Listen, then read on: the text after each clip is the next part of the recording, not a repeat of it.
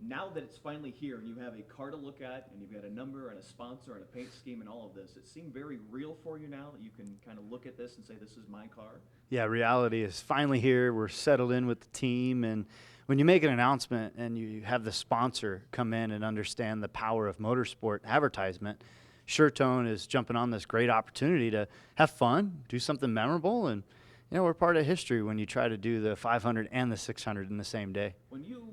When you said, okay, I'm going to do this, did you have any idea that there would be kind of the buzz that's starting to get around this when it started to build?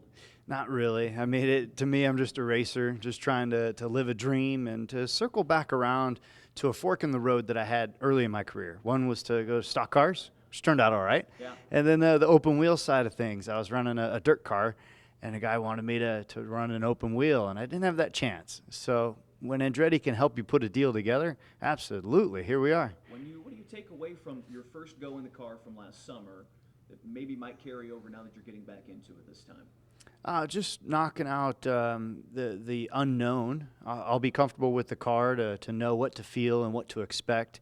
That first day, it's like the first day at high school. You're a bit nervous, and all the veterans or seniors and juniors, the upperclassmen are going to rough you up a little bit.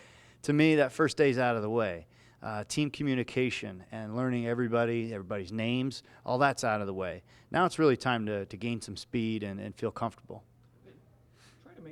Try to make fans understand there's a lot more to it than just getting in and driving. You talk about communication and learning things, particularly trying to do all of this on Memorial Day weekend. There's so much more to driving that. Are you recognizing that now that you're getting into this a little deeper?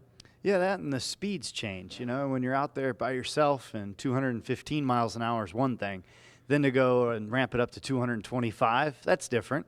But then to do it in a pack with other cars, that's going to be the toughest adjustment. Just trying to trust the car with the lack of air on it. The downforce changes when you're in a group of cars. You feel that, I guess, as a driver, you feel it so much differently from one car to the other? And it's big. I mean, it's something you can't see. Literally, it's the air, and you're challenging the four tires to feel the racetrack. And when you don't have cars dirtying up the air in front of you, you have the confidence. But when you have, I hope we don't qualify way in the back, but when you have 30 cars in front of you, that's when the air is very dirty, the car's disturbed.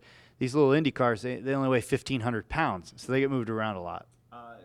Trying to kind of wrap your brain around the unknown in this is the physical aspect of it come race day. I know you've been trying to get yourself ready for this, but is that going to be the biggest challenge come the 24th, is the physical part of it? The physical part will be big. The mental side, I think, is going to be tougher. I've noticed just from my workout regimen, the way that I've increased it and advanced it, I'm doing better after my cup races on Sunday. So it's nice to feel that movement already happening. I'm being refreshed after a 500-mile cup race. You had a chance to talk to, Tony's done the double, John Andretti. Have you had a chance to talk to those guys about their experience doing this? Just a little bit. Now that the month of May is here and we've got the Cup season, the NASCAR schedule up and underway, it feels like now is the important time to really focus on Indy and just cram all this information into my head, but yet take our time. We've got 30 days until race time. What's been your input from the team here, from Michael and his guys, this is, like you said, a cram session. You're trying to do a lot in a little bit of time here. You got a group here, though, that seems to be acclimated to getting you ready for this. Yeah, their experience level and how they handled Carlos Munoz last year, their experience will help my inexperience. But I am a rookie. It will take time, and I just like how the schedule is going to ramp up as I get closer to race time. I'll have more days in between right now to digest the information, but as we get closer, it'll be day after day after day in the car. Is it nice for you to have people that take care of the logistics of all this, and really you just kind of go where they tell you and drive the car? Oh, I have to have a full support team, and it's been great to have Stuart Haas, on the Cup side, and Andretti Autosport here, and then my girlfriend Patricia, who runs the Armed Forces Foundation, who I'm racing for the military this Memorial Day. She's been handling a lot of things. So assistants, management groups, and assistants here and there and everywhere. It's been great to work the logistics. I've seen some pictures of T-shirts, these 500, 600 T-shirts. You got some great gear. The fan support of this is really coming behind you there. It's got to feel pretty good for you. It's been cool to see the core group here in Indy embracing a NASCAR guy to come and challenge the open wheel world. It'll be tough. I know that with my lack of experience, that's what their intrigue is to watch, to see how this unfolds. And then the NASCAR world has been, openly excited about watching Indy this year. So In motorsports in general, I think it's a positive.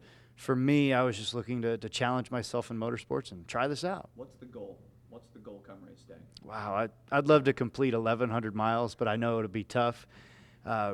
In traffic, beginning of the race, just survive that first portion of the race. Then once you get that done, segment it into advancing into the next section of the race, then the next section. So we'll break it down into 100 miles at a time. That's what I want to do.